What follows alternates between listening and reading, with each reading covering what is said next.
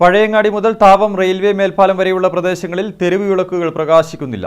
ഇരുട്ടിൽ തപ്പുകയാണ് യാത്രക്കാർ. അധികൃതരുടെ അനാസ്ഥയിൽ വ്യാപക പ്രതിഷേധമാണ് ഉയരുന്നത്. പഴയങ്ങാടി പാലത്തിന് സമീപത്തെത്തിയാൽ രാത്രിയിൽ കൂരിരുട്ടാണ്. ഇവിടുത്തെ തെരുവിളക്കുകൾ മിഴിയടച്ചിട്ട് വർഷങ്ങളായി. ജനങ്ങൾ നിരന്തരം പരാതി ഉന്നയിച്ചിട്ടും യാതൊരു നടപടിയും ഉണ്ടായിട്ടില്ല.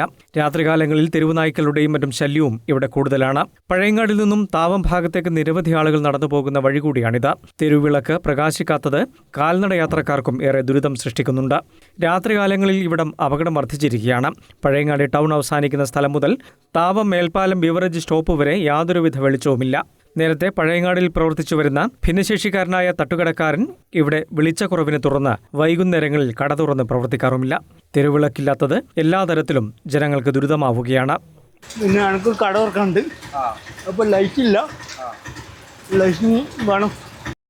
രാത്രി ആകുമ്പോൾ ഇവിടെ ഭയങ്കര നായയുടെ ശല്യമാണ്. യാത്രക്കാരെ ബുദ്ധിമുട്ടുന്നുണ്ട്, ബൈക്കുകാർ എല്ലാവർക്കും ബുദ്ധിമുട്ടാണ്. പിന്നെ ഒരു കച്ചവടം തുടങ്ങാൻ വേണ്ടി പൂട്ടിക്കിടക്കുകയാണ്. കറണ്ടിൻ്റെ ഒരു പ്രശ്നമുണ്ട്. പ്രശ്നത്തിന് എത്രയും വേഗത്തിൽ പരിഹാരം കാണണമെന്നാണ് നാട്ടുകാർ ആവശ്യപ്പെടുന്നത്. News bureau, Pazhayangadi.